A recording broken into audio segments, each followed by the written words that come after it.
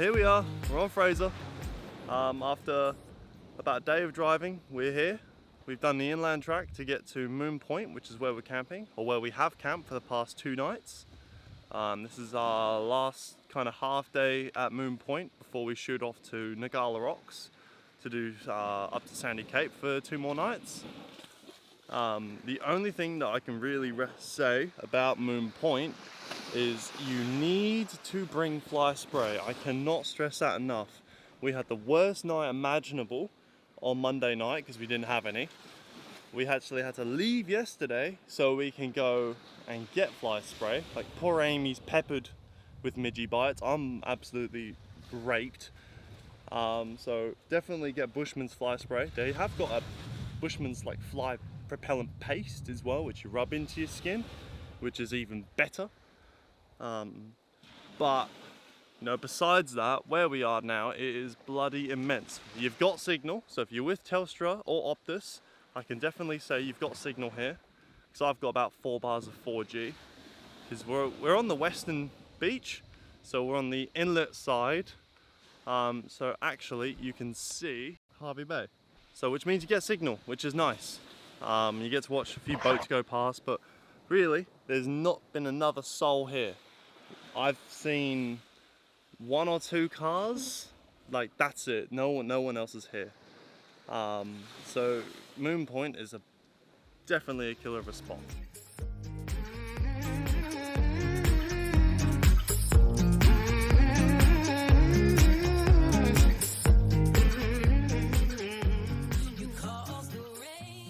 Some essentials I do believe that you do need for Fraser. So we haven't used them yet.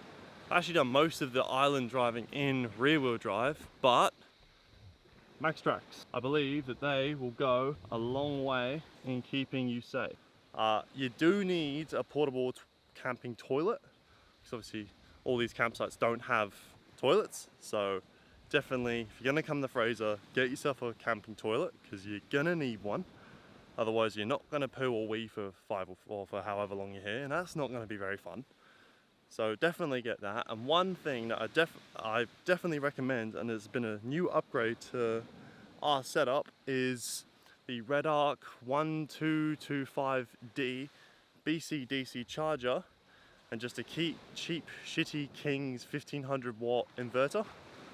I guess I can't really call it shitty because it hasn't let me down yet, but just a little 1500 watt inverter and a BC-DC charger, so that we can actually use a toaster and an air fryer while we're here, which I think is a really cool feature.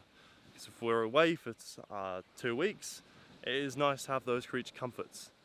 So the charger constantly puts in about 25 amps as we're driving, and then, you know, as long as your solar panels are out and you're driving pretty much daily, you're sweet. You're always going to have charge. You'll always be able to do whatever you need to do. So it's certainly nice to be able to have a nice breakfast, use a toaster, and then for dinner, do some cheeky food in the air fryer. Definitely well worth the money on that. Well worth the investment for this trip. Because hey, we had the air fryer last night and it was amazing. It was really easy, set and forget. So very happy with those little purchases. The nicest thing about grabbing that 1500 watt inverter, because I have the dietary requirements of a duck, means I can have my raisin bread in my toaster and have raisin toast in the morning. So I feel just like I'm at home, because I have that every day, but I'm having it on the beach, which I think is awesome. Very worthwhile. You caused the rain, I bought you pain, but you're the only one that can save me. Oh, save me. Please save me. You caused the rain, I bought you pain, but you're the only one that can save me. Oh, save me.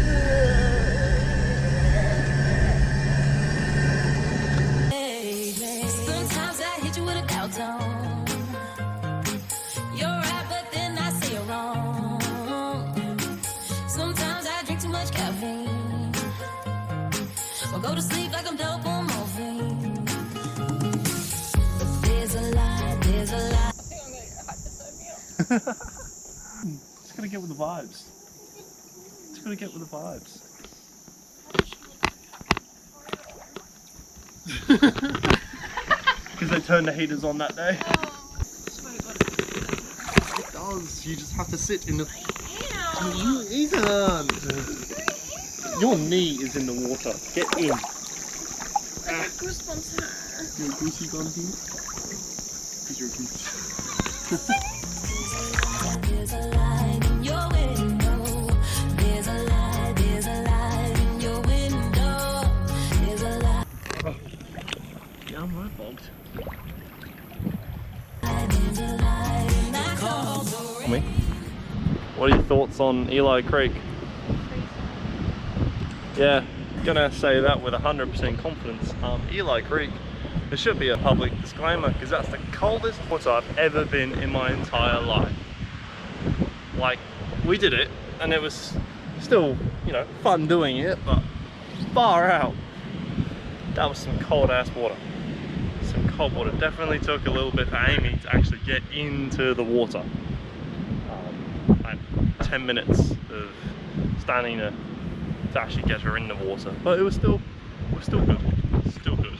Now we're going to be up on our way to get to Ngala Rocks, so we can get up to Sandy Cape for the next 2 nights. So probably the next clip you'll see will be, you know, a bit of a time lapse of us on the way there, and then Ngala Rocks. So I guess we'll pick up the camera then. you cause the rain. I bought you pain, but you're the only one that can save me. Oh, save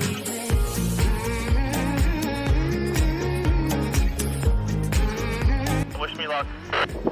Good luck, baby.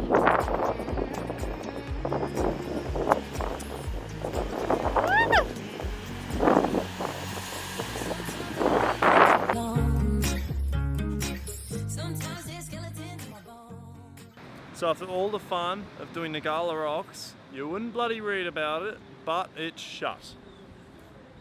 As you get through it, as you do all the Ngala Rock track through the middle, up the massive slope, which the sand is so bloody soft, it's a joke. I wouldn't even call that sand, that's bloody self-raising flour with bloody granules in it. But after you do all that, you get to the other end and there's a bloody sign saying you can't go any further because of seasonal restrictions. Bastard, I say, bastard. So we had to turn around. Thankfully, there were like 5 or 6 other guys who fell for the same thing as us, so we weren't alone. So we just turned around, darted back up the beach, and we're now actually camping at camping zone 8. So we just pulled in up on the headland, got ourselves a nice little spot looking over the water. It's really nice here, I gotta say, and I've got, funnily enough, even better signal than what I had at the other camping zone we were at. So it seems like at the rate we're going, every camping site we're going to be at, I seem to have 4 bars of 4G. So go Aldi Mobile, because they're pulling it in. But it's been a really awesome day, a lot of driving. Very glad that we've got tomorrow off. I'm pretty sure I need to see a chiropractor because my spine is out of shape from all the corrugations. So it's very good that we've got tomorrow off driving. So just chill here, play games on the beach, do what we want to do, and then off to 4WDing Point on Friday. You're the only one that can save me. Oh, save me. So I guess I really didn't pick up the camera too much this trip. I kind of think I just wanted to enjoy it with Amy. So we've been building up to it for a while. I've really wanted to do Fraser Island for quite some time. So I think I just didn't really have much of a desire to pick up the camera. I've definitely tried to pick it up every now and again so I can at least capture memories for myself and Amy for down the line. So we check out tomorrow at about 10 AM. Gonna make our way down to, or back up the island to Lake Mackenzie for an hour or 2. And then we get on the Kingfisher ferry, taking us back to Harvey Bay, so we can go from Harvey Bay to King Kuna for a few nights. And on a definite side note, one thing we did notice is that these sand flies and all other types of flies are a lot less present on the eastern beaches than they are on the western beaches. So if you come into Fraser Island and you're staying on Coongal Creek, Moon Point, or Wynyard Creek, or any of those, bring your bloody fly spray. Don't be a fool like we were.